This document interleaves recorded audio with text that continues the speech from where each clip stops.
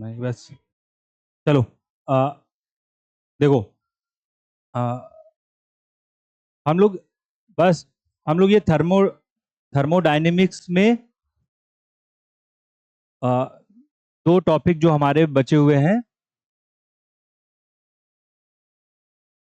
पहला ये है, इसको इसको बोल इसको बोलते हैं ट्रांसफर ऑफ हीट। ठीक है, या ऊष्मा का संचरण। हिंदी में क्या बोलते हैं? ऊष्मा का संचरण। कि जो ऊर्जा है या ऊष्मा है वो एक स्थान से दूसरे स्थान पे जाती है, तो वो कैसे कैसे माध्यम से जा सकती है। तो उसके ये तीन मीडियम हैं जिनको कंडक्शन, कन्वेक्शन और रेडिएशन बोलते हैं: चालन, संवहन और विकिरण। ठीक है, तो हेडिंग हम लोग डाल देंगे। नहीं, पहले वो ये टॉपिक तो लिखो ना। टॉपिक क्या बोल लिखा? ट्रांसफर ऑफ हीट या ऊष्मा का संचरण। ऊष्मा का संचरण। और इसमें पहले हम लोग इनके तीनों के नाम लिखेंगे, फिर एक एक करके इनको लिखेंगे। क्या हुआ?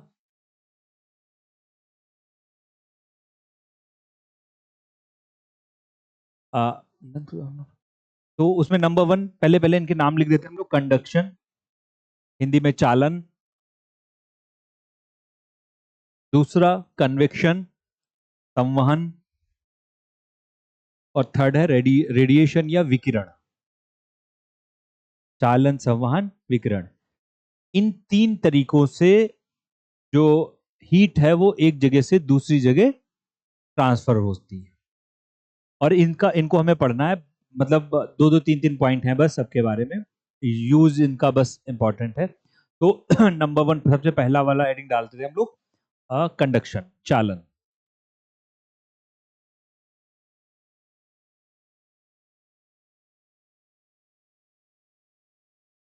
देखो, पहले तो ये वाली लाइन हम लिख देंगे जो लिखा हुआ है। देखो, कंडक्शन में एनर्जी जो है वो सीधे कांटेक्ट से ट्रांसफर होती है। सीधे कांटेक्ट से का मतलब क्या बात है यहाँ पर कि सीधे संपर्क में आने से ऊर्जा का ट्रांसफर जब होता है तो उसको चालन कहते हैं। एग्जाम्पल क्या है? जैसे जैसे आप कुछ गर्म कर रहे हो, कोई आ, कुछ कुछ भी बना रहे हो, खाना बन रहा है, और उसमें आप कोई स्पून डाल दो या कोई चमचा जिसे चला रहे हो डाल दो, तो वो भी गर्म हो जाएगा साथ साथ में। ठीक है, अ, ये क्या है? चालन का एग्जाम्पल है। ठीक है, ऐसे हीट ट्रांसफर होती है मीडियम से, कांटेक्ट से, संपर्क में आने से। तो पहले हम लोग ये पॉइंट लिख लेते हैं। लाइन तो लिख दी थी ना, ये लाइन तो लिख देना। Energy transfer by direct contact, सीधे संपर्क में आने से ऊर्जा का ट्रांसफर होता है।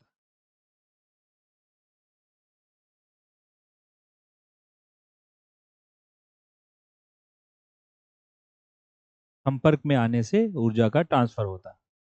और यहां पर अब एग्जाम्पल लिख देंगे, ये बात जरूर लिख देंगे। जैसे स्पून का, चम्मच का गर्म हो जाना। ठीक है, आपने क्या किया? चाय डाली ग्लास में, ग्लास गर्म हो गया। नहीं, ग्लास गर्म हो जाना, ये क्या है? चालन का एग्जाम्पल है। ये सब लिखते जाना एग्जाम्पल, ये सब जो डेली यूज में होते हैं, ये सब कंडक्शन के एग्जाम्पल्स हैं।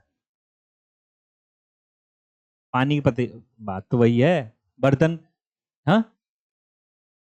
दूसरी तरफ सब है तो सब वही, एक तरफ से गर्म को हीट मिली, दूसरी तरफ ट्रांसफर हो गई। तो इसके दो तीन एग्जाम्पल लिख लेना ये कि पता जो कह दो, खाना निकाला प्लेट में, प्लेट गर्म हो गई। ये सब एग्जाम्पल वही है ना, एक ही तरफ। डायरेक्ट कांटेक्ट में आने से क्या हुआ? ऊर्जा का ट्रांसफर हुआ है, तो वो क्या है? कंडक्शन।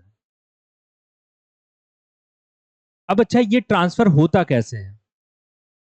ये ट्रांसफर होता है वाइब्रेशन से, पार्टिकल के मूवमेंट से। इधर देखो, ये जो ठोस के पार्टिकल हैं, ठोस मतलब अगर ये एक स्पून है, चम्मच है, बर्तन है, उसके भी पार्टिकल वाइब्रेट होते हैं। हम लोग ने क्लास की शुरुआत ही थर्मोडायनेमिक्स की टेम्परेचर से। टेम्परेचर का मतलब ही क्या होता है? Kinetic energy in particles. जो उसके कणों में काइनेटिक एनर्जी हो, हमें नहीं दिखती, बट वो काइनेटिक एनर्जी है, पार्टिकल वाइब्रेट करने लगते हैं। इसलिए एक तरफ गर्म करोगे आप मेटल को, चम्मच को, किसी चीज को, तो दूसरी तरफ वो गर्म हो जाता है। वो पार्टिकल वाइब्रेट करके एनर्जी को ट्रांसफर कर देते हैं। तो कंडक्शन में जो ऊर्जा का ट्रांसफर होता है, वो ट्रांसफर होता कैसे है? पार्टिकल्स के वाइब्रेशंस के थ्रू। ठीक है, उसके जो कण है उनके कंपन के थ्रू उसकी काइनेटिक एनर्जी ट्रांसफर होती। लिखना है कंडक्शन में ऊर्जा का ट्रांसफर होता कैसे है, कि कणों की जो गतिज ऊर्जा है काइनेटिक एनर्जी, वो वाइब्रेशन या कंपन के द्वारा ट्रांसफर हो जाती है एक कोने से दूसरे कोने तरफ तक। कणों की काइनेटिक एनर्जी, गतिज ऊर्जा, वो वाइब्रेशंस के थ्रू। ठोस में वाइब्रेशन ही तो होगा, ऐसा तो है नहीं पार्टिकल इधर से उधर जा रहे हैं, हमें कुछ दिख रहा है कि इधर से उधर जा रहा है। भाई वो ठोस चम्मच है, लेकिन तब भी दूसरा सिरा गर्म हो रहा है, इसका मतलब अंदर ही अंदर वो पार्टिकल वाइब्रेट करके एनर्जी इधर से उधर पहुंचा रहे हैं कंपन से। ये हो गया। ऐसे ये कंडक्शन काम करता है। अब इसके नीचे हम लोग नोट डालेंगे और देखते हैं। देखो कुछ चीजें, सुनना इधर, एग्जाम्पल पहले समझना। देखो आपने वही चाय एक ग्लास में, आप स्टील के लो या आप एक कप में लो, ग्लास ज्यादा गर्म हो जाएगा, कप कम गर्म होगी। ठीक है, इसका मतलब क्या है कि कुछ चीजें ऐसी हैं, कुछ वस्तुएं जो जिनमें ज्यादा फास्ट कंडक्शन होता है और कुछ में कम होता है, और कुछ ऐसी भी होंगी जिसमें बिल्कुल नहीं होगा, आपको टेम्परेचर पता ही नहीं चलेगा। ठीक है, इसलिए जो चीजें जिसमें फास्ट कंडक्शन होता है उनको कहा जाता है गुड कंडक्टर्स, या जो ऊष्मा के हिंदी में सुचालक कहे जाते हैं। वो क्या है? ऊष्मा के सुचालक। जल्दी ऊष्मा उनमें इधर से उधर भागेगी, प्रवाह होगी। और जिसमें ये ऊष्मा जल्दी प्रवाह नहीं होगी या बिल्कुल नहीं होती है, उनको इंसुलेटर कहते हैं या कुचालक कहते हैं। ठीक है, इंसुलेटर ऊष्मा को प्रवाहित नहीं होने देता इधर उधर। जैसे लकड़ी है, वुड है, ये एक बहुत अच्छा इंसुलेटर है। लकड़ी आप इधर से इधर गर्म करो, वहां पे गर्म, ऐसा नहीं होगा लकड़ी यहाँ पे गर्म हो जाएगी जल्दी। धीरे धीरे बहुत गर्म हो, नीचे कुछ हो गया, जलने लगा तो भले हल्का असर आया जाके, लेकिन वहीं पे आप आयरन को गर्म करोगे तो तुरंत इधर यहाँ पे गर्म होगा। तो आयरन बहुत अच्छा कंडक्टर है, सुचालक है। वुड क्या है? एक कुचालक है। ठीक है, तो हम लोग पहले नोट में लिखेंगे कि कंडक्टर्स क्या होते हैं और इंसुलेटर क्या होते हैं। कंडक्टर्स, या ऐसे बीच में लाइन खींच दो, वो ज्यादा अच्छा है। एक तरफ कंडक्टर्स, दूसरी तरफ इंसुलेटर्स। कंडक्टर लिख दो और नाम में ही पता है। अरे पहले बात तो लिखो ना, जिसमें एनर्जी, जिनको एनर्जी एब्जॉर्ब करने की, ट्रांसफर करने की कैपेसिटी ज्यादा होती है, ऊर्जा को अवशोषित करने की क्षमता, ट्रांसफर करने की कैपेसिटी ज्यादा है।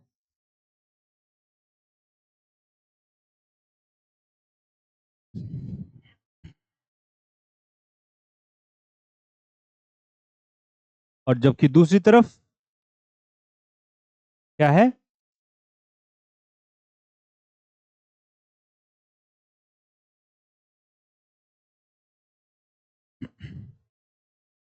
इंसुलेटर। जो ऊर्जा का ट्रांसफर नहीं करते हैं वो क्या है? कुचालक। अब नाम लिख देना, देखो जैसे उधर लिखे हैं सुचालक और कुचालक के। कंडक्टर्स देखो क्या है? कॉपर, सब मत लिखना, दो तीन लिख दो, कॉपर है, गोल्ड है, पानी है। इधर लिख दो लकड़ी है, ग्लास है, रबड़ है, आइस है। आइस बहुत अच्छा इंसुलेटर है। बर्फ, बर्फ एक इंसुलेटर है, अच्छा इंसुलेटर। इधर इस तरफ, हाँ कुचालक। बर्फ बर्फ अच्छा इंसुलेटर माना जाता है। अभी हम देखेंगे इसका एक यूज भी लिखेंगे, समझेंगे बर्फ का।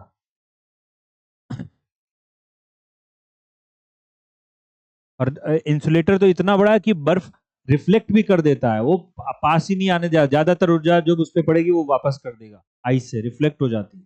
तो हाँ, वैसी भी इसलिए रेडिएशन बहुत वापस करती है आइस। हाँ, कौन वाली वेव? क्या बता रहा है? आइस में देखे देखो, बर्फ में लगा के लगो कभी, आइस में देखो। हाँ, नहीं वाटर में पास होती है जल्दी। 22 में नहीं पास होगी। हाँ। इंसुलेटर देखो, ये ग्लास स्टील का लग रहा है, मुझे तो कांच वाला लग रहा है। यहाँ पे ग्लास वर्ड मतलब कांच का है। ग्ला, ग्लास कांच का ही होता है।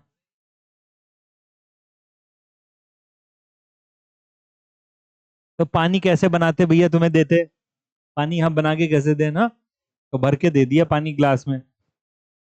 तो देखो ये कांच, यहाँ पर ग्लास का मतलब, यहाँ पर ग्लास मत लिखना, यहाँ पे कांच लिख लेना, कम से कम कंफ्यूजन ना हो। अरे ग्लास का बहुत यूज किया जाता है ग्रीन हाउस में, रोकने को, ऊर्जा ऊर्जा को रोकने में। ठीक है। अच्छा देखो, और ये बहुत अच्छा क्वेश्चन फिर से इधर देखो, जो कंडक्टर की तरफ, कंडक्टर्स जो है उष्मा के सुचालक, उसमें से अ, जो सबसे अच्छा मेटल जो सुचालक है वो है सिल्वर। ये क्वेश्चन बहुत पूछा जाता है, 4-5 मेटल दे देंगे हमको गेस, अगर हम लोगों को गेस किसी को लगाना हो तो हम लोग सोचेंगे आयरन, लोहे में बहुत जल्दी ऊर्जा इधर से उधर भागती है, लेकिन आयरन कहाँ गया, देखो बहुत नीचे ये आयरन है, यहाँ पर आयरन से फास्ट ब्रोंज में ट्रांसफर होगा, ब्रास में, निकल में, जिंक में, एल्यूमिनियम में, गोल्ड में। गोल्ड बहुत, और सबसे अच्छा जो कंडक्टर है वो कौन सा है, सिल्वर। लिखना है, कम नहीं, कम से कम 3-4 के नाम तो लिख देने, ऐसे बड़े से छोटे क्रम में। कंडक्टर, कंडक्टर की तरफ लिखना है, कहाँ लिखी जा रही हो, चलो। पहले ये बात लिख दो कि silver is has high electrical conductivity, या बहुत अच्छा सुचालक होता है। बहुत अच्छा का मतलब सबसे अच्छा लिख देना। हाँ। हाँ। और फिर 2-3 नाम डाल दो, जैसे ऐसे लिख दो, सिल्वर मीन्स एजी ना, सीयू ऐसे लिख दो, गोल्ड, एल्यूमिनियम, आयरन, इतने तो लिख दो। स्टील तो सबसे बाद में है देखो, स्टील, ऐसे कम से कम 4-5 के नाम लिख दो जो सीक्वेंस में है।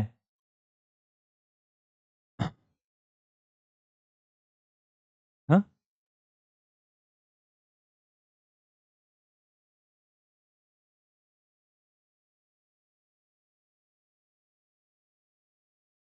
बर्फ क्या करता है, सुनना इधर देखो, इंसुलेटर की तरफ ये चीजें लिख देंगे हम लोग एक आध, जैसे देखो ये,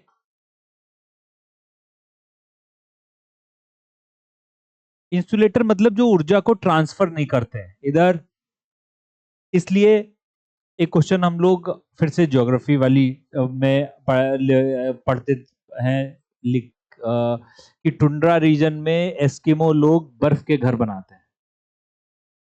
बर्फ की जो घर होता है वो अंदर की हीट को ट्रैप कर देता है, वो बाहर कुछ अलग होता है ना, इंसुलेटर है, तो अंदर की ऊर्जा को बाहर नहीं भेजेगा। जितनी अंदर हीट है, अगर अंदर गर्मी वर्मी करके कुछ रखा गया, स्टोव स्टोव जला लिया, तो हीट ट्रैप रहती है अंदर ही, और बर्फ के अंदर आसानी से रह सकते हैं, क्योंकि बर्फ कैसा काम करता है, इंसुलेटर का काम करता है।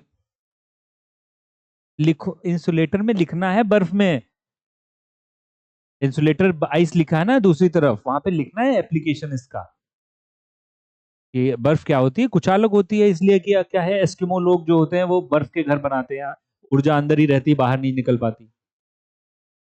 एस्किमो, एस्किमो लोग।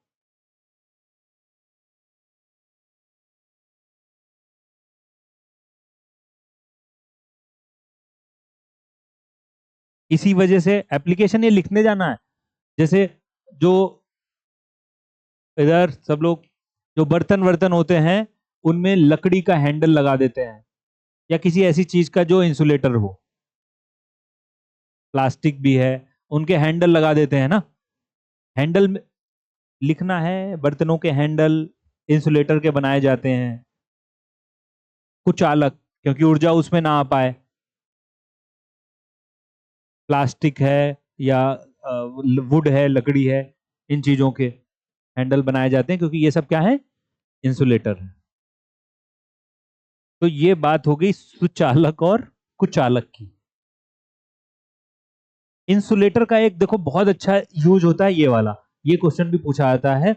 और ये है हमारा थर्मस, जो पानी को ठंडा गर्म बनाए रखता है। क्या करता है? ठंडा गर्म बनाए रखता है पानी को। इधर देखो, क्योंकि वो अंदर की जो हीट है उसको ट्रैप करके रखता है पूरी तरीके से। अच्छा, इसमें इंसुलेटर के लिए सबसे अच्छा काम किया जाता है।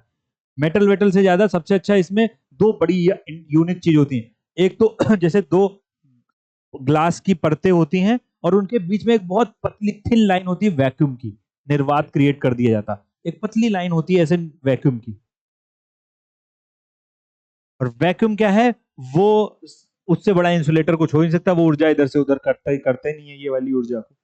तो इसलिए जो अंदर की ऊर्जा है वो बाहर नहीं जा पाती उस वैक्यूम निर्यात की वजह से। और अंदर अंदर एक सिल्वर की कोटिंग भी कर दी जाती है, चांदी की। चांदी बहुत अच्छा रिफ्लेक्ट करता है, वापस कर देता है। तो जैसे हीट इधर की तरफ आई तो अंदर की तरफ फिर वापस हुई, तो अंदर ही घूमती रहती है हीट। थोड़ी बहुत जो ऊर्जा निकलती है वो यहाँ से ढक्कन से जब खोलोगे निकालोगे तो ये निकलती रहती है, ये वाली होती है, इसलिए ऊर्जा ट्रैप रहती है। ये पूछा जाता है जो थर्मल बॉटल्स होती हैं, इसमें क्या करते हैं हम लोग? वैक्यूम क्रिएट कर देते हैं जो एक इंसुलेटर का काम करता है। वैक्यूम की परत, निर्वात की परत, जो क्या करता है? इंसुलेटर। लिख देना है इंसुलेटर की तरफ फिर से एक और एप्लीकेशन। हम्म वैक्यूम की लेयर, थर्मस जो बॉटल होती है उसमें। और ये भी बहुत पूछा जाता है कि सिल्वर कोटिंग क्यों यूज की जाती है ललित? क्यों? क्या बोला? क्या बोल रही है?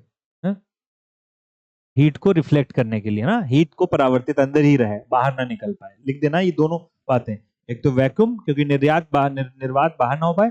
और अंदर सिल्वर की कोटिंग करते हैं, वो क्या करता है? ऊर्जा को अंदर ही रिफ्लेक्ट करता रहता है, परावर्तित इधर से उधर।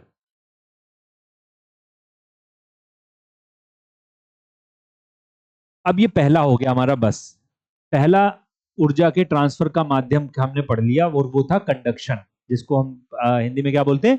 चालन। उसके लिए वाइब्रेशन या इलेक्ट्रॉन्स की जरूरत होती है, इधर से उधर भागते हैं। ठीक है। अच्छा, एक चीज और देखो, ज्यादातर जो मेटल हैं, धातुएं, वो सुचालक हैं। क्या है? अच्छे। इधर ये केमिस्ट्री का एक क्वेश्चन है, लेकिन हम लोग इधर फिर भी वो भी लिख देंगे। ये ऐसा क्यों होता है कि ज्यादातर मेटल्स जो है, धातुएं, वो सुचालक होती हैं, अच्छी कंडक्टर होती हैं, क्योंकि मेटल्स में फ्री इलेक्ट्रॉन्स बहुत होते हैं। ठीक है। और वो फ्री इलेक्ट्रॉन ऊर्जा को इधर से उधर ट्रांसफर करते रहते हैं।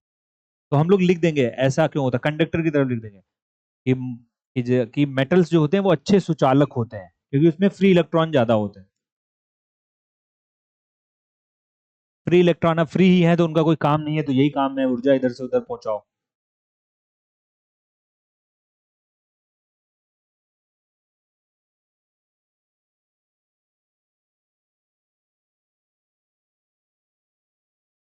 ये बस हो गया पहला वाला हमारा। अब आते हैं हम लोग सेकंड, जिसका नाम है कन्विक्शन। हिंदी में बोलते हैं संवहन।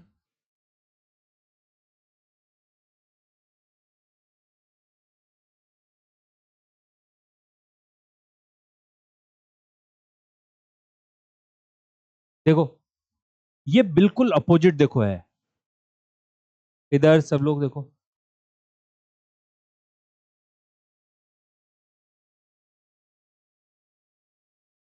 एक चीज तो हमने और लिखी नहीं पहले। कंडक्शन जो था पहला वाला, ये ठोस में होता है, सॉलिड चीजों में। इसमें होगा सॉलिड चीजों में।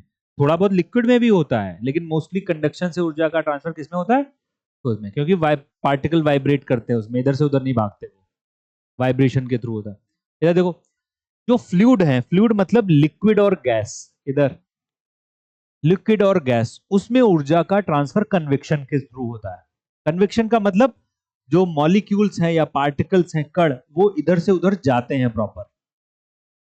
ठीक है। जैसे पानी, जो खाना हम बनाते हैं, पानी गर्म करते हैं, पानी गर्म कर रहे हो या चाय बना रहे हो, तो पहले नीचे ऊर्जा गई, नीचे के जो पार्टिकल्स हैं वो गर्म हुए, और गर्म पे हम लोगों को पता है एक्सपेंशन होता है, पार्टिकल बाहर की तरफ भागते हैं, ऊपर की तरफ। और जो ठंडे पार्टिकल भारी होते हैं ऊपर वाले, जब गर्म होते हैं वो हल्के होते हैं तो ऊपर की तरफ उठने लगते हैं, और जो ऊपर ठंडे वाले होते हैं वो भारी होते जाते हैं, वो नीचे की तरफ आते हैं, वो भी फिर गर्म होकर ऊपर उठेंगे। तो ये सब चलता रहता है उसमें। तुम जो फ्लूइड होते हैं, द्रव और गैस, उसमें मॉलिक्यूल इधर से उधर जाता, उसमें नहीं जाता था, वो अपनी जगह फिक्स था क्योंकि ठोस है, वो इधर उधर जा भी नहीं सकता, वो बस वाइब्रेट अंदर अंदर हो रहा है। तो संवहन में हम लोग लिखेंगे इसमें ऊर्जा का संचरण जो है, ट्रांसफर, वो मॉलिक्यूल्स के ट्रांसफर के कारण होता है, मॉलिक्यूल के स्थानांतरण के कारण होता है। लिखो। और हाँ, और हाँ, ये अभी ये लिखेंगे, ये तो एप्लीकेशन में लिखेंगे ना। और ये बात भी लिखनी है, ये कन्वेक्शन जो होता है वो फ्लूइड्स में होता है। फ्लूइड मतलब लिक्विड और गैस। द्रव्य का मतलब क्या होता है? द्रव या गैस।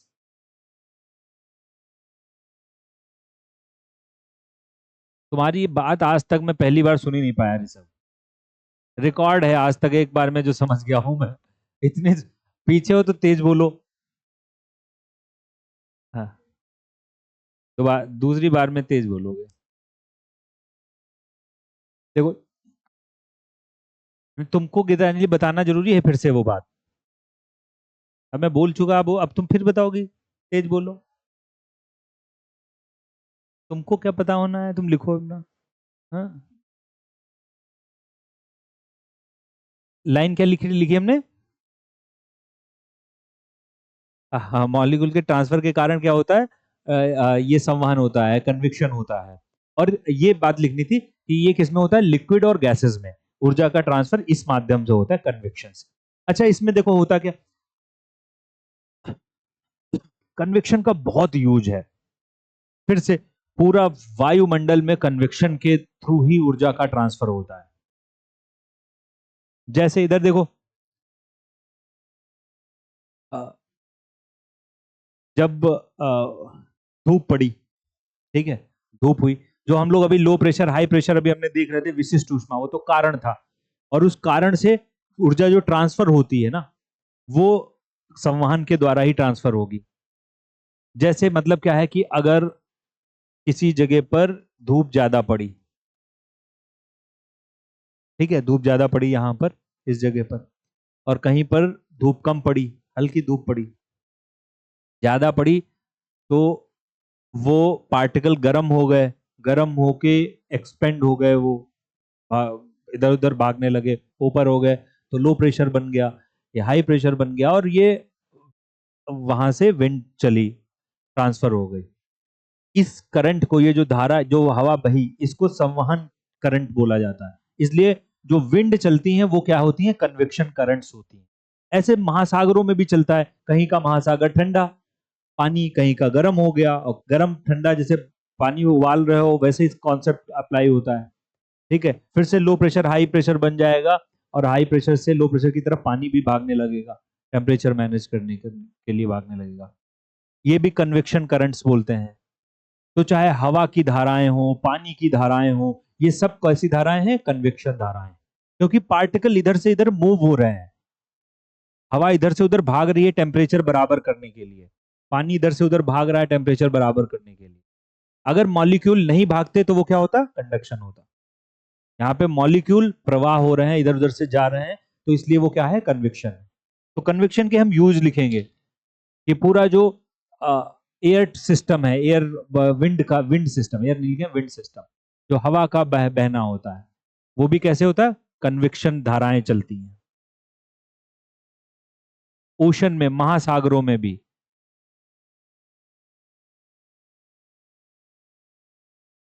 जो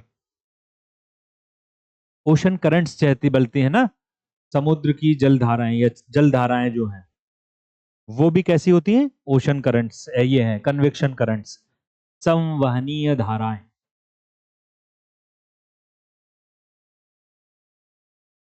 इवन पृथ्वी के अंदर भी चलती हैं कन्वेक्शन करंट्स। जो लावा है, कहीं पे ज्यादा ठंडा, कहीं कम गर्म, इसलिए वो इधर उधर भागता रहता है, लावा भी एक जगह नहीं रहता। वो भी करंट कैसी है? Convection current. लिख देना, पृथ्वी के अंदर भी जो लावा का मूवमेंट इधर से उधर होता है, वो भी कन्वेक्शन। मतलब समझ गए कि तापमान में अंतर अगर है तो ऊर्जा इधर से उधर भागेगी, और पार्टिकल उसके साथ में जा रहे हैं, इधर से उधर ऊर्जा लेके जा रहे हैं, इधर से उधर, तो वो कैसी धारा है? कन्वेक्शन करंट होगी और वो माध्यम कन्वेक्शन कहलाएगा, संवहन कहलाएगा। अब आते हैं नंबर 3 पे हम लोग, और उसको बोलते हैं हम लोग रेडिएशन या विकिरण, तीसरा माध्यम। हाँ, नहीं नहीं, लास्ट टॉपिक नहीं है, इस इनमें मोड में तीसरा है। रेडिएशन मतलब विकिरण। विकिरण क्या होता है, देखो इधर सुनना सब लोग, ये एक अलग माध्यम है। देखो, कंडक्शन में सुनना इधर, कंडक्शन में हमें एक माध्यम की जरूरत पड़ी, वो ठोस पार्टिकल्स थे, सॉलिड पार्टिकल थे, वो वाइब्रेट कंपन कर रहे थे और ऊर्जा ट्रांसफर कर रहे थे। कन्वेक्शन तो और आसान था, उसमें क्या पार्टिकल ही इधर से उधर चला गया सीधे, ठीक है, अ, धाराएं चलने लगी, इसलिए कन्वेक्शन कहा गया। ऐसी जगह जहां पर कोई पार्टिकल ही नहीं है, जैसे वैक्यूम, निर्वात, उसमें भी ऊर्जा ट्रांसफर होती है, क्योंकि सूर्य से हमारे पास ऊर्जा आ रही है, इसका मतलब वो हीट आ रही है हमारे पास, और ना तो कंडक्शन है, कोई पार्टिकल है वहां पे, निर्वात बीच में इतना बड़ा स्पेस है, तो वो पार्टिकल भी नहीं है, लिक्विड गैस के पार्टिकल, क्योंकि निर्वात में तो गैस भी नहीं होती है। तो ये धाराएं, ये समुद्र सूर्य की ऊर्जा हमारे पास कैसे आती है, और वो इसलिए वो तीसरा माध्यम एक बन जाता है, उसको हम कहते हैं रेडिएशन या विकिरण।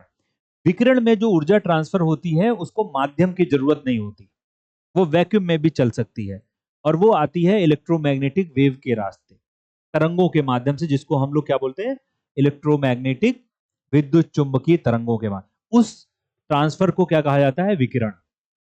जैसे सूर्य से हमें ऊर्जा आती, तो हम पहले पूरी बात ऐसे लिखेंगे कि वैक्यूम में या निर्वात में जो ऊर्जा का ट्रांसफर है वो विकिरण के माध्यम से होता है। वैक्यूम में एनर्जी ट्रांसफर, ये लिखना, ये वाला नहीं लिख के बैठ गई वहां लिख गया जब मैं बोलूं। हाँ, वैक्यूम में एनर्जी ट्रांसफर कैसे होगा, रेडिएशन। हाँ, वैक्यूम वर्ड लिखना, निर्वात में ऊर्जा का ट्रांसफर रेडिएशन के थ्रू। और इसलिए यहां पर 2 पॉइंट लिख देना कि रेडिएशन से ऊर्जा के ट्रांसफर में we don't need any medium, किसी माध्यम की जरूरत नहीं है, ठीक है, कि सॉलिड हो, लिक्विड हो, गैस, ये तो माध्यम है, इनकी जरूरत नहीं है। हाँ, मीडियम की जरूरत नहीं है। ये ऊर्जा, और दूसरा पॉइंट लिखना, ये ऊर्जा इलेक्ट्रोमैग्नेटिक रेडिएशन, विद्युत चुंबकीय तरंगे या वेव्स लिख देना, उसके माध्यम से ट्रांसफर होती है, इलेक्ट्रोमैग्नेटिक वेव्स के माध्यम से, मीडियम से ट्रांसफर होती है इधर से उधर।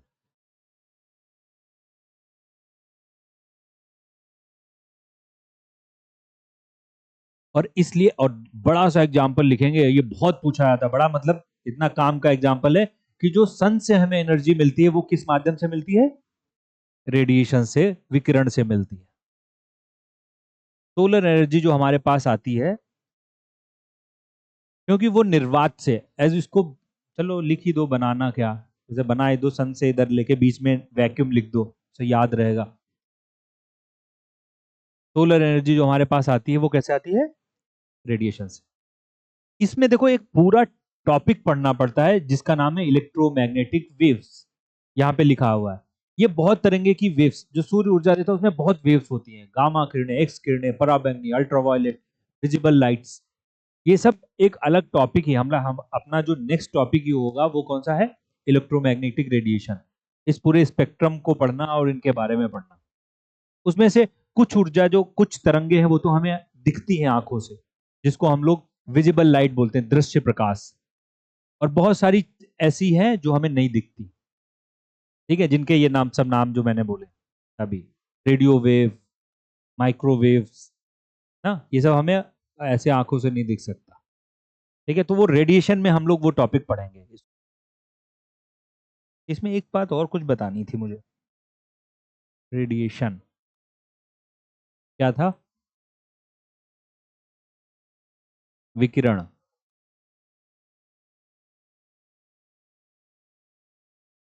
हम्म, नहीं देखना पड़ेगा। लिखा होगा ना मैंने, क्या बताना है।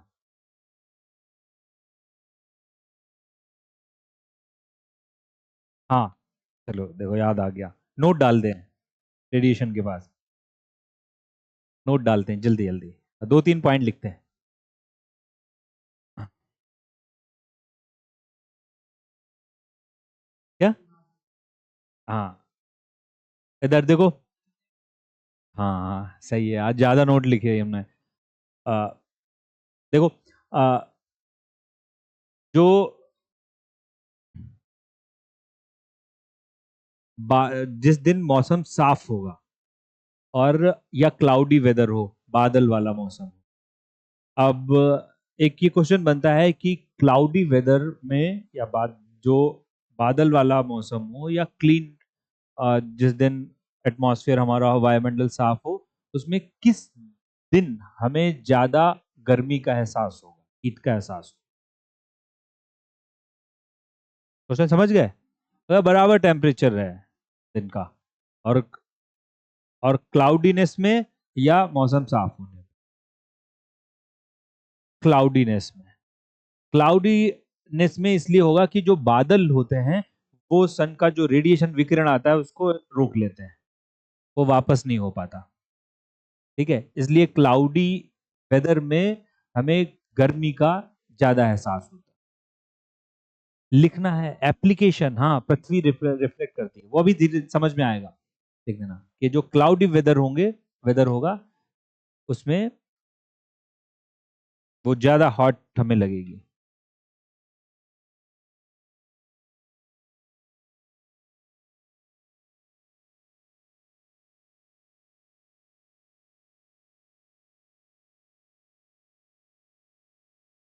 रेडिएशन में देखो एक चीज ये है, ऐसे बस ये शॉर्ट में मैं बस इसको बता रहा हूं, क्योंकि आगे ये हमें उसमें थोड़ा पढ़ना पड़ेगा, इसके आगे वाली चीजें देखो।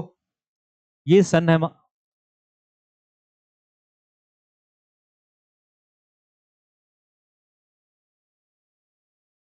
सन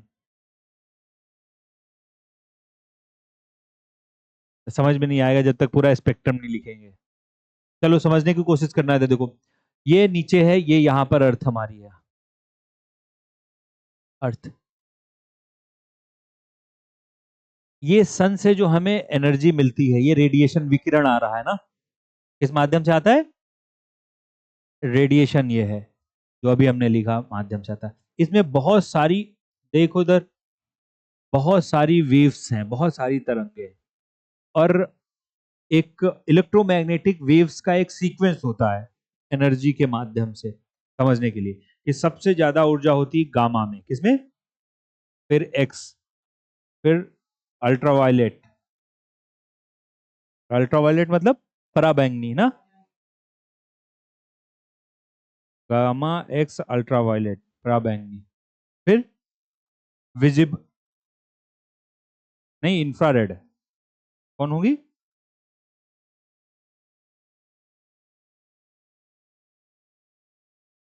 इंफ्रारेड। फिर आता है विजिबल, जिसको हम देख सकते हैं, फिर माइक्रोवेव, और फिर रेडियो वेव। ऐसे होता है, देखो इधर, ये स्पेक्ट्रम होता है, इतनी इलेक्ट्रोमैग्नेटिक तरंगे होती हैं अलग अलग तरीके की। ठीक है, और इन वेव्स को ऐसे समझा जाता है कि सबसे ज्यादा ऊर्जा किसकी होती है इधर, ये ऐसे ऊर्जा है, ये ऊर्जा, ऊर्जा इनकी सबसे ज्यादा होगी गामा तरंगों की। एक्स तरंगे बहुत खतरनाक होगी, जो एक्सरे होता है, इसलिए कहते हैं एक्सरे ऐसा नहीं है हर दूसरे दिन पहुंच गए एक्सरे करवाने। ठीक है, बहुत कुछ लोग बड़ी जल्दी जल्दी ना 3-3 4-4 महीने में यार, साल भर में एक्सरे करवाते रहते हैं, ये हो गया, हो गया। डॉक्टर मना करेंगे कि भाई एक्सरे क्या था, बॉडी के टिश्यूज को नुकसान पहुंचाती है। ठीक है, रेडिएशन नुकसान पहुंचाएगा, बहुत एनर्जी होती है एक्सरे में। एक्सरे से इवन टिश्यूज को काटा भी जा सकता है, बॉडी को, बहुत सारे ऑपरेशन एक्सरे से किए जाते हैं। ठीक है, तो ये क्योंकि ऊर्जा बहुत ज्यादा होती है। ऊर्जा डिपेंड करती है फ्रीक्वेंसी पे, किस पे?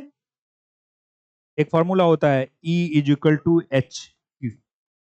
न्यू भी लिखते हैं यहाँ पर, एनर्जी मतलब प्लैंक कांस्टेंट, फ्रीक्वेंसी, तो जितनी फ्रीक्वेंसी होगी उतनी ऊर्जा, जितना उधर जाओगे उतनी ऊर्जा कम होती है। रेडियो वेव, इनकी ऊर्जा बहुत कम है, जो मोबाइल के सिग्नल आ रहे हैं रेडियो वेव है, इनसे हमारा कुछ नहीं बिगड़ता, ये आती जाती अंदर से निकल जाती है हमारे, क्योंकि इनमें एनर्जी नहीं, बहुत कम है। इधर जितना जाओगे एनर्जी कम होगी, इसलिए हमें नुकसान नहीं पहुंचाएंगे। लेकिन इनकी एक खासियत है, अगर ऊर्जा ज्यादा है तो वो दूरी कम तय करेगी। और ऊर्जा कम है तो दूरी बहुत तय करेंगी वो। इसलिए रेडियो वेव देखो, हम यहां बोलते हैं, इंस्टेंटली आप अमेरिका में कहीं भी सुन लो,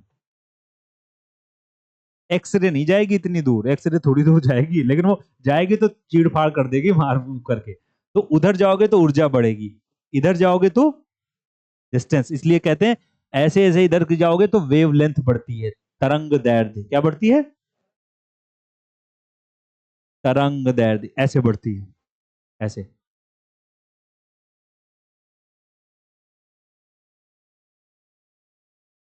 क्या बताया?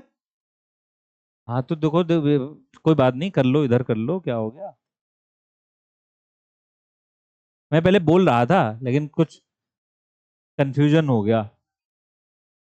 गामा एक्स यूवी विजिबल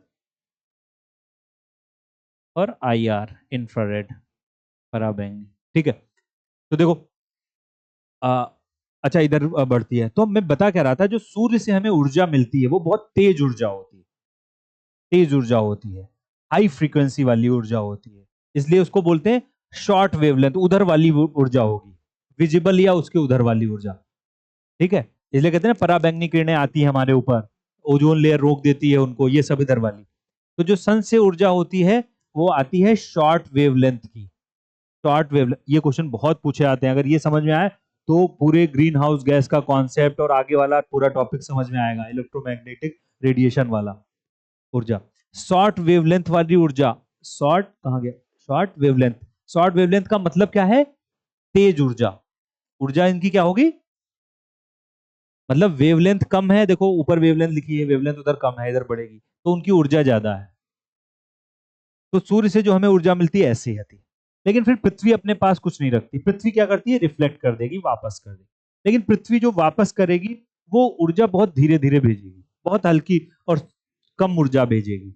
इसलिए जो पृथ्वी भेजती है वो लॉन्ग वेवलेंथ की ऊर्जा होती है, लॉन्ग वेवलेंथ की ऊर्जा, या कम ऊर्जा वाली, जिसको हम कम ऊर्जा कहते हैं, ये वाली, इधर वाली इंफ्रारेड, विजिबल, ये माइक्रोवेव, रेडियो वेव, ऐसी वाली ऊर्जा भेजेगी। ये हम, ये वाली कम ऊर्जा वाली। ठीक है, अब अच्छा होता क्या है कि जो ये बादल वगैरह जो है, जो मैं कॉन्सेप्ट अभी बता रहा था, जिस दिन बादल हुआ उस दिन वो ये पृथ्वी की वापस की हुई ऊर्जा को रोक लेते हैं, यहाँ पर रोक लेंगे, और इसलिए पृथ्वी, ये अपनी पृथ्वी जो है ऐसे ऐसे वो सब ट्रैप ऊर्जा अंदर ही ट्रैप हो गई, बाहर नहीं निकल पाई, और इसलिए बादल वाले मौसम में हमें गर्मी महसूस हुई। उतनी बताने के लिए बादल वाला ये कहानी बतानी पड़ी, लेकिन ये इतना काम का है ये स्पेक्ट्रम, लिखना है सबको, ये बना देना है ऐसे कि ऊर्जा कैसे कैसे।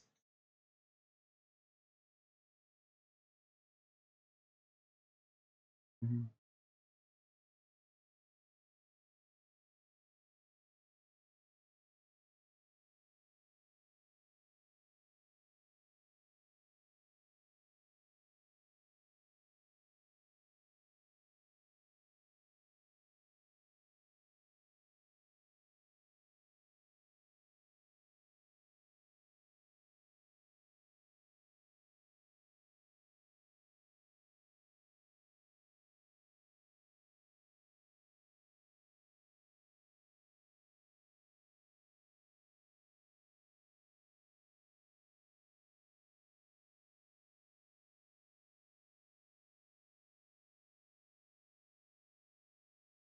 पूरे पूरे नाम लिख देना, गामा एक्स अल्ट्रावायलेट विजिबल हो गया, इंफ्रारेड मतलब हिंदी में अवरक्त, हिंदी में इनको बोलते हैं अवरक्त, ये माइक्रोवेव, रेडियो वेव।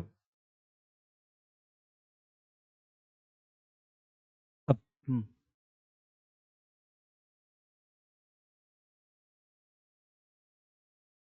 ये सीक्वेंस लगाने में तो बहुत पूछते हैं, तीन इसमें दे दे, चार दे देंगे और एग्जाम्पल पूछेंगे, इनकी एनर्जी बताओ सबसे ज्यादा क्या है, किसकी है, या फ्रीक्वेंसी, एनर्जी मतलब फ्रीक्वेंसी सबसे ज्यादा किसकी है, या पूछ लेंगे इनकी वेवलेंथ बताओ सबसे ज्यादा किसकी, सबसे कम किसकी है। तो ये इसलिए पूरा क्रोनो सीक्वेंस पता होना चाहिए, और ये पता होना चाहिए इधर जब जाओगे तो वेवलेंथ बढ़ेगी, उधर जाओगे तो एनर्जी या फ्रीक्वेंसी बढ़ेगी।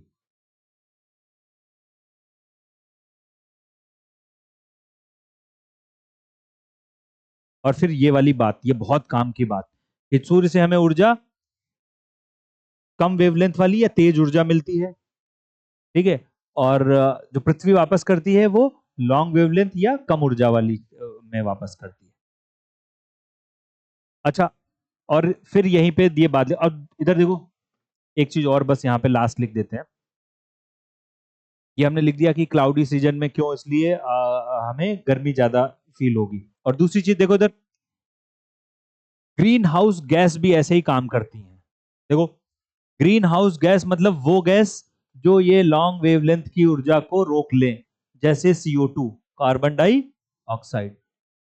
ये सब क्या करती हैं कि जो पृथ्वी लॉन्ग वेवलेंथ की ऊर्जा वापस भेजती है उनको रोक लेती हैं और पृथ्वी पृथ्वी के वायुमंडल को गर्म कर देती है। ठीक है, इसलिए क्या ये है, इनको ग्रीन हाउस गैस बोलते हैं हम लोग। ठीक है, वो ट्रैप कर लेती हैं लॉन्ग वेवलेंथ की ऊर्जा को।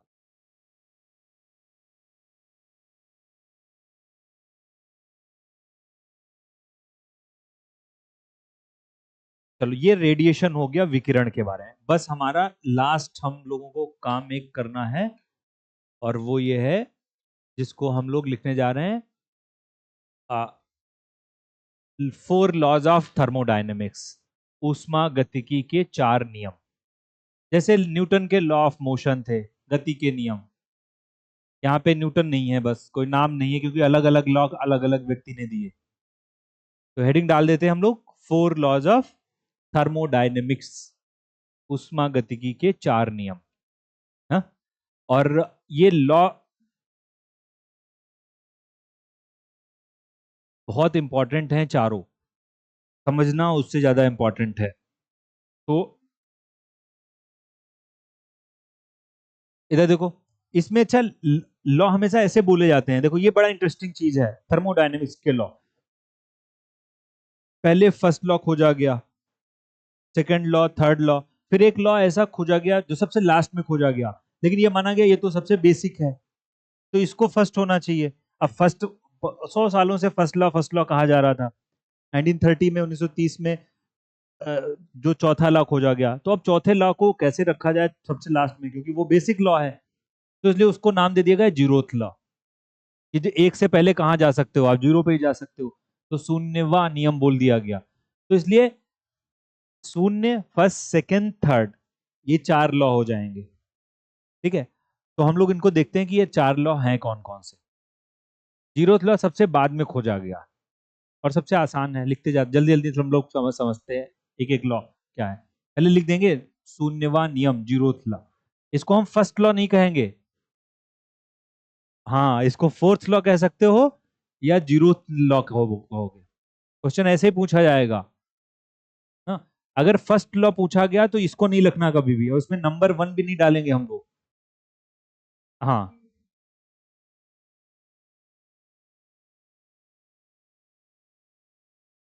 हाँ, पहला जोन है ही नहीं कोई। हाँ, हाँ, चलो देखो इधर, फर्स्ट लॉ को समझते हैं। इधर देखो, फर्स्ट लॉ बहुत बेसिक है। इधर देखो वो कह रहा है, इधर वो कह रहा है कि देखो, इफ टू सिस्टम, अगर कोई दो ऐसे सिस्टम हैं जो किसी तीसरे सिस्टम, लिखना मत, तभी बस सुनना है सबको। कोई दो सिस्टम ऐसे हैं जो किसी तीसरे के साथ में थर्मल इक्विलिब्रियम में हो, तापीय संतुलन में हो, ठीक है, तीसरे के साथ में, तो वो तीनों आपस में थर्मल इक्विलिब्रियम में रहेंगे। मतलब क्या है समझना, देखो इधर, कि ऐसे, चलो इसी में समझते हैं। जैसे ए और बी, समझना, या ऐसे समझ लो, ए, हाँ, ऐसे करते हैं, ए और बी, ठीक है, ए भी सी के साथ में थर्मल इक्विलिब्रियम, थर्मल इक्विलिब्रियम मतलब बराबर टेम्परेचर, बराबर ताप में। अगर ए का सी के साथ बराबर तापमान है, बी का भी सी के साथ में बराबर थर्मल इक्विलिब्रियम है, तापमान है, तो ए और बी भी क्या होंगे, बराबर ही होंगे। ये तो मैथ वाला लॉ है ना, A is equal to B, B is equal to C, तो A is equal to C. वो वाली बात है यहाँ पर, कि फिर जो टेम्परेचर का ट्रांसफर है, जो एनर्जी का ट्रांसफर है, वो रुक जाएगा, नहीं होगा। तापीय संतुलन बोलते हैं, थर्मल इक्विलिब्रियम में आ जाएंगे तीनों। अगर कोई भी दो ऑब्जेक्ट तीसरे ऑब्जेक्ट के साथ में थर्मल इक्विलिब्रियम में हैं, तो वो दोनों आपस में भी क्या होंगे, थर्मल इक्विलिब्रियम, तापीय संतुलन में होंगे। बराबर टेम्परेचर हो जाएगा और ऊर्जा का कोई ट्रांसफर नहीं होगा। ये जीरोथ लॉ है, लिखेंगे हम लोग पहले, ऐसे बना भी देना है ABC।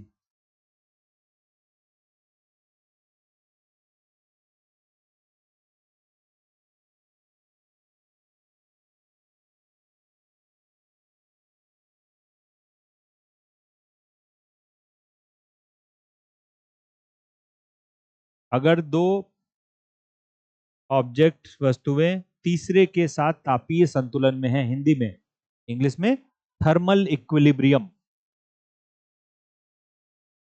तापीय संतुलन में है या थर्मल इक्विलिब्रियम में है, तो वो एक दूसरे के साथ में भी थर्मल इक्विलिब्रियम में होंगे। और इसको मैथ वाले फॉर्मूले से ही हम लोग लिखेंगे ऐसे। देखो, जो मैथ वाला लिखते हैं, temperature of A is equal to temperature of B और temperature of B is equal to temperature of सी।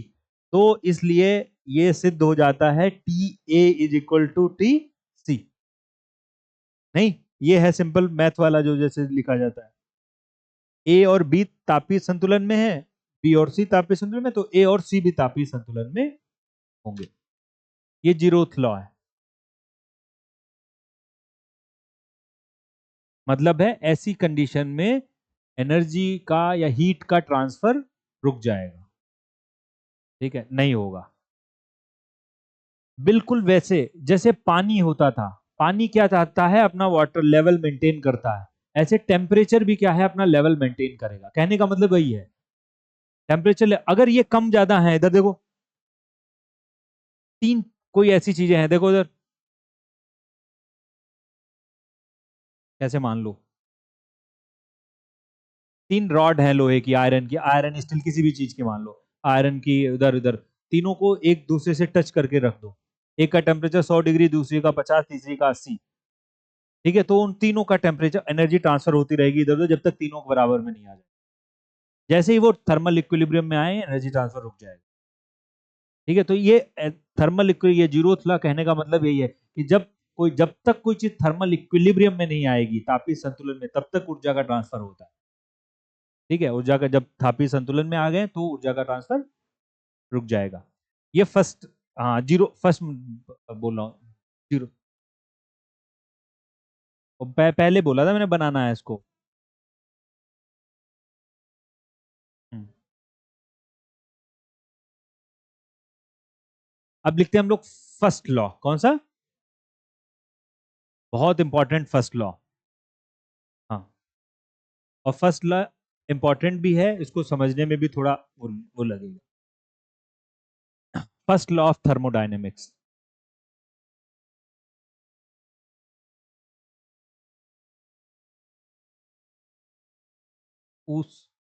ऊष्मागतिकी का पहला नियम।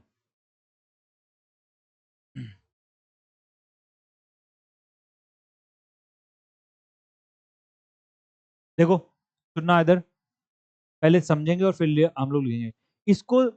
इसका एक दूसरा नाम भी है, इसको एनर्जी कंजर्वेशन का लॉ भी कहते हैं, ऊर्जा के संरक्षण का नियम भी लिखना है। ये ऐसे बहुत पूछा जाता है। जैसे हम लोगों ने लिखा है ना मोशन के लॉ में, गति का पहला नियम क्या कहलाता है? लॉ ऑफ इनर्शिया भी कहलाता है, जड़त्व का नियम, गैलीलियो का भी लॉ कहलाता है ना। सेकंड लॉ क्या कहलाता था? कुछ नहीं, न्यूटन का। थर्ड लॉ क्या कहलाता था? मोमेंटम कंजर्वेशन का लॉ। ऐसे अलग नाम भी है ना उनके, साइड नाम। इसको ऊर्जा के संरक्षण का नियम भी कहते हैं, ऊर्जा के संरक्षण का नियम।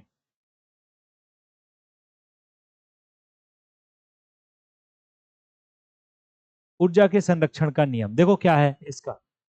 ऊर्जा के संरक्षण का नियम क्या कहता है, पहले समझना। इसमें दो तीन बातें हमें लिखनी है, तब ये समझ में आएगा हमको। देखो, ये कहता है कि अगर कोई क्लोज सिस्टम है, क्लोज सिस्टम मतलब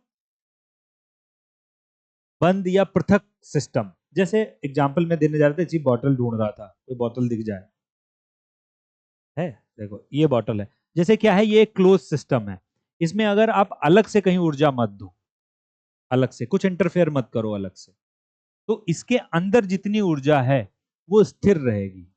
उस ऊर्जा को नई ऊर्जा को क्रिएट नहीं किया, बस इस ऊर्जा को बदला जा सकता है, इसके रूप को बदला जा सकता है, लेकिन टोटल ऊर्जा स्थिर ही रहेगी। जैसे हमने क्या किया, इसको हिला दिया, वाइब्रेट कर दिया, पार्टिकल मूव मूव हो गए, तो इसकी जो ऊर्जा है, ठीक है, तो इसके पार्टिकल में कुछ ऊर्जा जो है वो मोशन में बदल गई, गतिज ऊर्जा में। जो अभी स्टेबल एनर्जी है वो गतिज ऊर्जा में, मतलब ऊर्जा का बस एक रूप बदलेगा, लेकिन टोटल ऊर्जा फिक्स ही रहेगी, जब तक इसको अलग से टेम्परेचर नहीं दे रहे हैं आप अलग से। तो किसी क्लोज सिस्टम में ऊर्जा नियत हमेशा रहती है, वो ना तो क्रिएट की जा सकती है ना डिस्ट्रॉय की जा सकती, बस उसका रूप बदला जा सकता है। अभी पहले इसको लिखना है, फिर अभी आगे और बात लिखेंगे कि इन अ क्लोज सिस्टम, कि किसी क्लोज सिस्टम में हिंदी में क्या बोलेंगे, पृथक सिस्टम में, हाँ, क्लोज सिस्टम में ऊर्जा हमेशा नियत रहती है, energy is always conserve, energy neither can be created not destroyed, it can only be transformed. ऊर्जा हमेशा नियत रहती है, या ना तो क्रिएट की जा सकती है, ना डिस्ट्रॉय नष्ट की जा सकती है, इसको इसका बस रूप बदला जा सकता है, ठीक, इसका रूप बदला जा सकता है।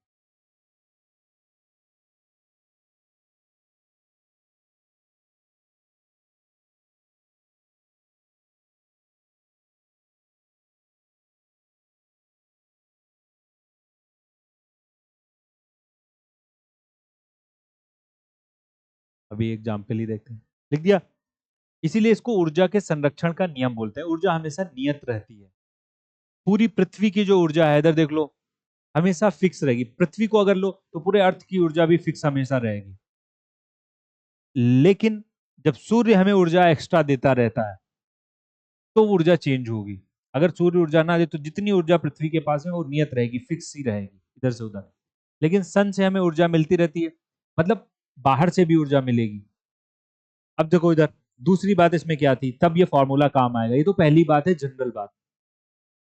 अगर आपने बाहर से कोई ऊर्जा दी, क्या दी, बाहर से ऊर्जा दी, जैसे सूर्य ने बाहर से ऊर्जा दे दी, तो पृथ्वी की कुल ऊर्जा का क्या होगा। तो पृथ्वी में टोटल एनर्जी जो होगी वो पृथ्वी की वो कुछ बदलेगी, और साथ साथ में कुछ वर्क डन होगा, या कोई मोशन, कोई एनर्जी किसी काम के रूप में इस्तेमाल की जाएगी। अब समझना इसका, इस फॉर्मूले का, ये बहुत इंटरेस्टिंग और अच्छा फॉर्मूला है समझने के लिए।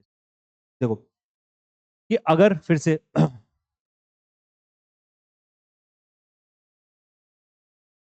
इसको नहीं लेते हैं और एग्जाम्पल हम लोग सोचते हैं, जैसे एक प्रेशर कुकर है या पॉपकॉर्न बना रहे हो, ऐसे कर लो, ठीक है। तो प्रेशर कुकर है, आपने क्या है, बाहर से ऊर्जा दी, वरना कुकर के अंदर जितनी ऊर्जा है वो फिक्स है। अगर बाहर से अपना दो, आपने बाहर से ऊर्जा दे दी, ठीक है, टेम्परेचर नीचे से वो गैस ऑन कर दी और बाहर से ऊर्जा देने लगे, जैसे सूर्य हमें दे रहा है। तो अब क्या होगा, तो ये बात बोली कि जो टोटल एनर्जी होगी, हीट, उससे या तो उसके अंदर जो पार्टिकल्स हैं उनकी ऊर्जा में परिवर्तन होगा, वो गर्म हो जाएंगे, तो लिखा गया है delta E, change in total energy. उसके अंदर जो पार्टिकल्स होंगे उनकी ऊर्जा में कमी आएगी, कमी मतलब वृद्धि होगी, सॉरी, वो बढ़ेगी ऊर्जा। साथ साथ में क्या होगा, हो सकता है वो पूरी ऊर्जा एब्जॉर्ब ना कर पाए, तो वो मोशन में, गति में आ जाएंगे। इसलिए क्या है, पॉपकॉर्न कूदने लगेंगे इधर से उधर, या वो जो कुकर के अंदर इतना प्रेशर हो जाएगा, स्टीम बाहर निकालने लगेगा, वो मतलब मोशन में आ जाएंगे, कोई काम होने लगेगा, कोई गति हो जाएगी, ऊर्जा हो जाएगी। तो अगर आप इस ऊर्जा को, ऊर्जा की वृद्धि को जोड़ोगे, तो आप बता दोगे कि कितनी ऊर्जा दी गई है बाहर से। ऐसे मतलब उस प्रेशर कुकर में आप ये देख लो कि कितना स्टीम बनी है, कितना प्रेशर बना है, ये वर्क हो जाएगा वहां का। और जितना तापमान बढ़ा अंदर वो जोड़ दो, तो आप बता दोगे कि टेम्परेचर कितना बाहर से ऐड किया गया। मतलब अब भी ऊर्जा क्या रहेगी, वो फिक्स रहेगी, ऊर्जा का बस रूप बदला, टोटल ऊर्जा इन दो रूपों में बदल गई बस, ठीक है, लेकिन ऊर्जा टोटल नियत रहेगी। लिखना है हमें ये फॉर्मूला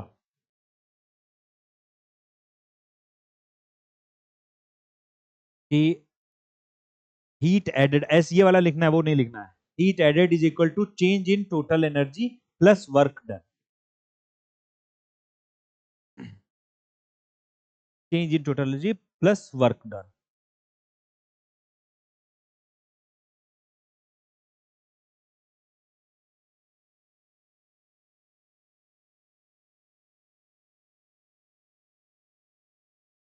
बस ये होगा फर्स्ट लॉ, इसलिए उसको बोलते हैं ऊर्जा के संरक्षण का नियम।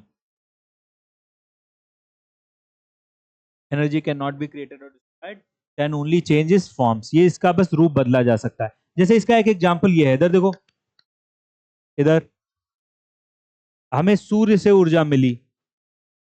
अब वो जो प्रकाश ऊर्जा है उसका बस रूप बदला है, वो ऊर्जा टोटल जितनी आई है उतनी की उतनी ही रहेगी। उस प्रकाश ऊर्जा को पेड़ पौधे ने, पत्तियों ने लिया और उसको किस में बदल दिया? अपने फूड में बदल दिया ना। फिर उसको इसलिए देखो लिखा है प्रकाश ऊर्जा को केमिकल एनर्जी, प्रकाश एटीपी ऊर्जा बोलते हैं ना, वो जो होती है, इस एनर्जी में बदल दिया गया। फिर हमने पेड़ पौधों को खाया, हम चले फिरे, घूमे, तो हमने क्या किया, उसी केमिकल एनर्जी को मैकेनिकल एनर्जी, चलने फिरने में, है वो प्रकाश की ऊर्जा। टोटल एनर्जी आप काउंट करते चले जाओगे तो वो फिक्स आएगी, जितनी ऊर्जा आपने प्रकाश से ली है और जितनी फिर आगे आगे गई है। इसलिए ये इसको बोलते हैं एनर्जी कंजर्वेशन का लॉ, फर्स्ट लॉ। अब हम लोग लिखते हैं सेकंड लॉ।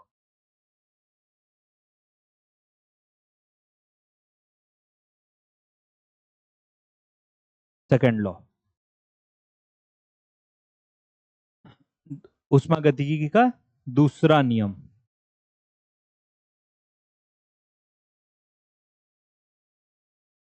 उष्मागतिकी का इधर देखो, दूसरा नियम क्या है, इधर देखो। पहले इसका स्टेटमेंट लिखेंगे फिर इसको हम समझेंगे, उष्मागतिकी का सेकंड लॉ। लिखो जल्दी से सब लोग कि एनर्जी इज ऑलवेज, या एनर्जी मत लिखो, हीट लिखो एनर्जी की जगह, अच्छा वर्ड ये है थर्मोडायनेमिक। एनर्जी या heat is always transferred from hot objects to cool objects या कोल्ड ऑब्जेक्ट्स। ये ऊर्जा का संचरण हमेशा गर्म वस्तुओं से ठंडी वस्तुओं की तरफ होगा, जो हम शुरुआत से देखते जा रहे थे, हॉट से कूल की तरफ जो है ऊर्जा का ट्रांसफर होगा, एनर्जी का ट्रांसफर होगा।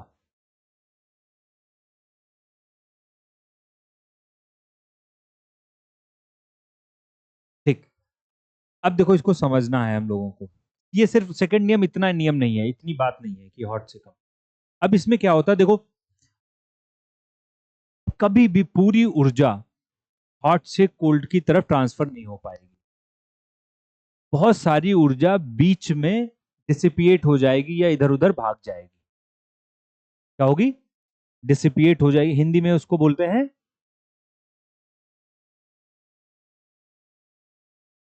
डिसऑर्डर, मतलब अव्यवस्थित हो जाए, व्यवस्था।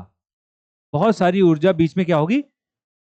डिसऑर्डर्ड हो जाएगी, अव्यवस्थित। ऐसा नहीं है कि जितनी ऊर्जा यहां से ट्रांसफर हुई उतनी ही पहुंची इधर ऊर्जा, ऐसा नहीं होगा। ऊर्जा, जो ऊर्जा का बीच में लॉस भी होगा, ठीक है, और वो डिसऑर्डर्ड मतलब रहेगी, वो भी प्रकृति में ही रहेगी, लेकिन वो ऊर्जा उस ऑब्जेक्ट तक नहीं पहुंचेगी, वो डिसिपिएट हो जाएगी, ट्रांसफर हो जाएगी। तो हम लोग आगे लाइन इसमें ऐड करते हैं, रुक जाओ दूसरा में।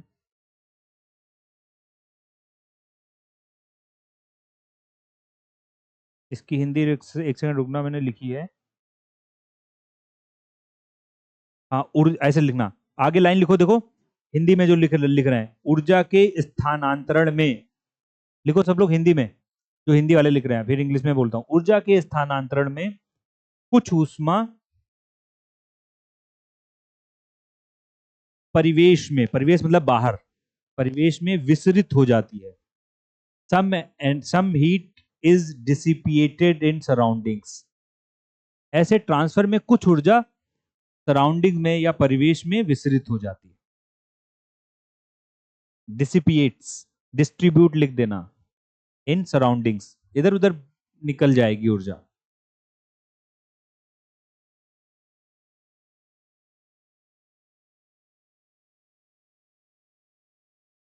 अब समझना, इधर देखो, इसका एक बहुत इंपॉर्टेंट यूज,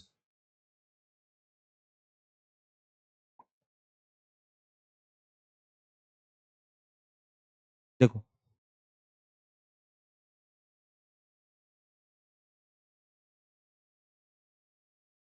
इसको आप वेस्टेज भी कह सकते हो, पहले समझना है इसको। देखो इधर, जैसे सूर्य, वो उधर देखो, वो फोटोसिंथेसिस लिखा हुआ है, क्लोरोप्लास्ट। पत्तियों ने सूर्य से एक ऊर्जा ली, जितनी भी ऊर्जा ली हो पत्तियों ने।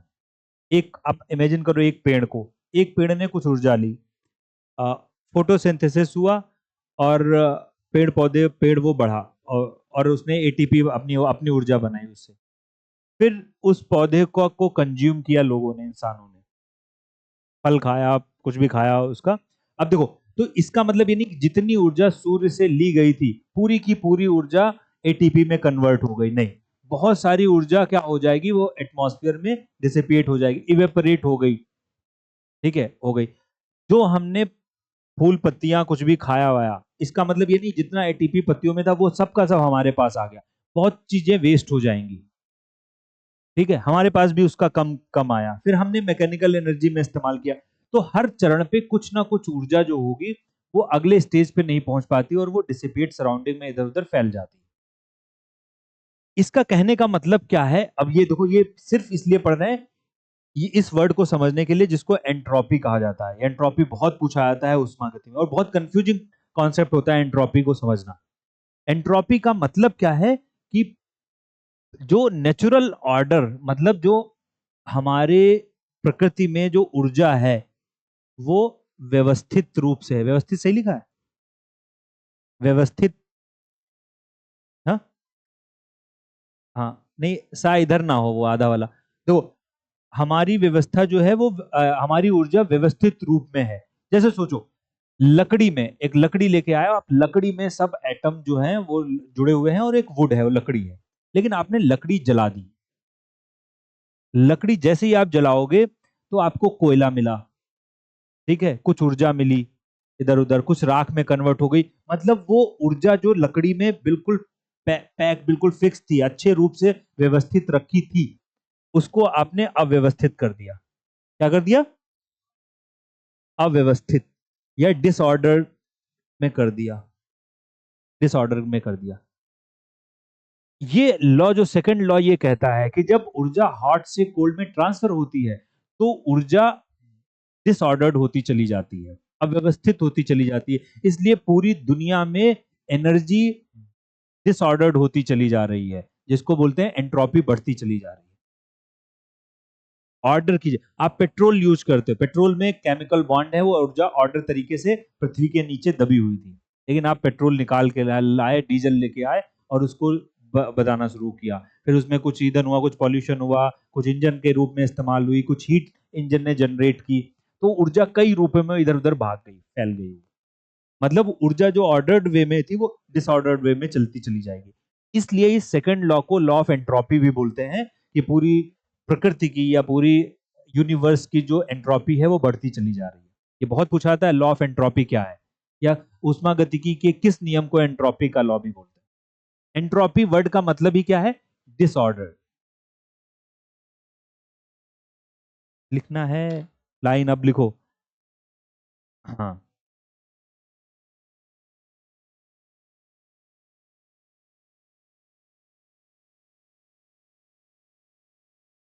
ये लाइन ऐसे लिख दो। देखो सब लोग हिंदी में जो लिख रहे हैं, फिर हिंदी, इंग्लिश वाली तो बन जाती, हिंदी मुश्किल है। देखो, आ, किसी भी सिस्टम में, किसी भी तंत्र में ऊष्मा व्यवस्थित दशा से अव्यवस्थित दशा की तरफ प्रवाहित होती है। किसी भी सिस्टम में ऊष्मा व्यवस्थित दशा से, लिख दो, अब इंग्लिश में लिख दो, in any system heat, in any system heat is directed from ordered to disordered state. किसी भी सिस्टम में ऊष्मा व्यवस्थित दिशा से अव्यवस्थित दिशा की तरफ प्रवाहित होती है। और एग्जाम्पल लिख देना, लकड़ी के जलाने से कोयला और राख और हीट भी मिलती है ना, कितने तरीकों में वो ऊर्जा बट गई, वो जो ऑर्डर्ड वे में थी, वो डिसऑर्डर में हो गई। ठीक है, और इसी को बोलते, इसी डिसऑर्डर को लिख देना, अव्यवस्था को एंट्रोपी कहा जाता है। क्या बोलते हैं, एंट्रोपी। और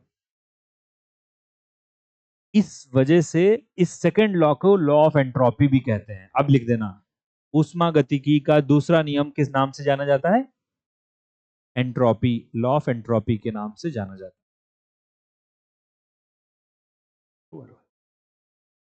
बस अब ये लास्ट हमारा लॉ, जिसको हम बोलते हैं third law of thermodynamics.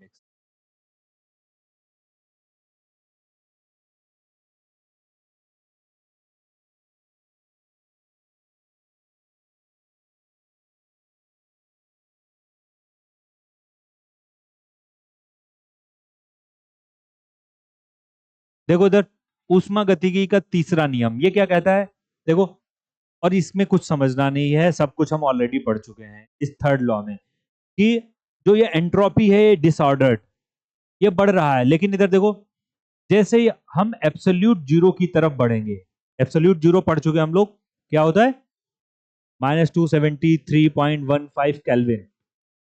Absolute zero की तरफ बढ़ेंगे तो इसकी एंट्रोपी सीज हो जाएगी, सिस्टम की पूरा डिसऑर्डर रुक जाएगा, हर चीज रुक जाएगी ना, कोई मोशन डिसऑर्डर नहीं रहेगा, काइनेटिक एनर्जी नहीं रहेगी। तो थर्ड लॉ यही कहता है कि किसी भी सिस्टम में जब हम एब्सोल्यूट जीरो की तरफ, कहां गया, एब्सोल्यूट जीरो की तरफ अप्रोच करते हैं, बढ़ते हैं, तो उसकी एंट्रोपी सीज हो जाती है, रुक जाती है, नियत हो जाती है, फिक्स हो जाती है। ठीक है, तो ये थर्ड लॉ कहता है कि किसी भी सिस्टम में जब एंट्रोपी एब्सोल्यूट जीरो की तरफ बढ़ने पर नियत हो जाती है या फिक्स हो जाती है, फिर एंट्रोपी बढ़ती नहीं है उसकी।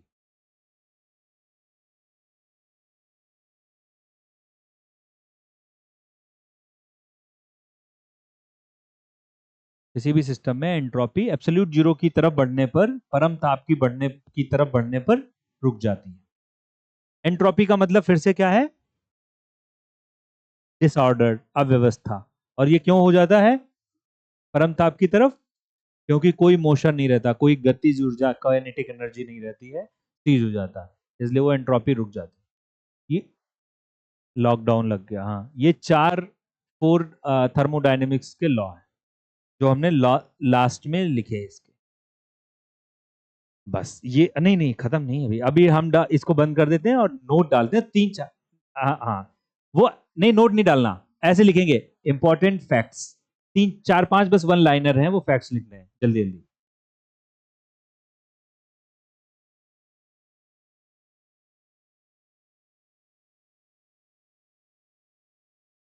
बोले, रेफ्रिजरेटर जो फ्रिज होता है उसमें फ्रेऑन गैस यूज की जाती है, फ्रेऑन, FREON, फ्रेऑन। फ्रिज में फ्रेऑन, FREAN, फ्रेऑन। लेकिन जो बड़े कोल्ड स्टोरेज होते हैं ना, जहाँ जहाँ अनाज वनाज रखा जाता है, वहां अमोनिया यूज करते हैं ठंडे के लिए। लिखना है, बिल्कुल अलग अलग है, देखो, अमोनिया कोल्ड स्टोरेज में, कोल्ड स्टोरेज तो पता है सबको, ठीक है, वहां पे अमोनिया यूज करते हैं। जो गाड़ियां होती हैं, देखो इधर गाड़ियों का जो इंजन होता है, इंजन ऑयल, सुनना इधर, ठंडी, इधर सब लोग देखो, ठंड आने पर वो इंजन ऑयल, देखो ठंड आने पर कॉन्ट्रैक्ट होता है हर चीज, तो वो लिक्विड वो ना हो जाए, ठोस ना हो जाए या कॉन्ट्रैक्ट ना हो जाए, इसके लिए उसमें कुछ ना मिलाया जाता है, उसको एंटी फ्रीज एजेंट बोलते हैं। क्या बोलते हैं, एंटी फ्रीज, मतलब उसको फ्रीज होने से, बर्फ बनने से रोकने के लिए, और वो होता है एथिलीन ग्लाइकॉल, नाम लिखना है। हाँ, ये ऑटोमोबाइल के ऑयल में या इंजन ऑयल में, ethylene glycol, ethylene glycol.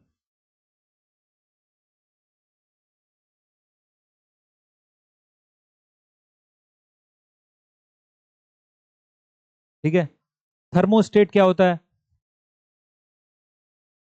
Thermostat पता है, थर्मोस्टेट यहाँ अपने यहाँ यूज नहीं किया जाता, जो ज्यादा ठंडी जगह है वहां पर थर्मोस्टेट रूम में लगाए जाते हैं, जो टेम्परेचर को मेंटेन रखते हैं, टेम्परेचर को, जैसे देखो, AC मतलब टेम्परेचर ठंडा करने के लिए, ब्लोअर गीजर लगाए जाते हैं टेम्परेचर गर्म करने के लिए, और थर्मोस्टेट का मतलब है टेम्परेचर को स्थिर रखने के लिए। थर्मोस्टेट क्या है, टेम्परेचर को स्टेबल रखने के लिए थर्मोस्टेट का यूज किया जाता है।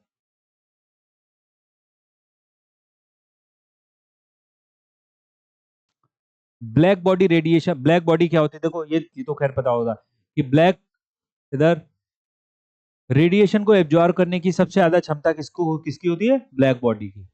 वो एब्जॉर्ब करता है ब्लैक बॉडी, इसीलिए बोलते हैं कि गर्मियों में काले कपड़े नहीं पहनने चाहिए। ठीक है, लिखना है बस ब्लैक बॉडी, ब्लैक बॉडी। तो ब्लैक, हाँ, गर्मियों में आगे लिखना है कि ब्लैक बॉडी जो होती है उसकी रेडिएशन की एब्जॉर्ब करने की कैपेसिटी सबसे ज्यादा होती है, विकिरण को अवशोषित करने की क्षमता सबसे ज्यादा होती है, और इसलिए गर्मियों में ब्लैक क्लॉथ्स आर अवॉइडेड। ठंड में जितने पहनो ब्लैक्स, ब्लैक या बाकी कलरफुल।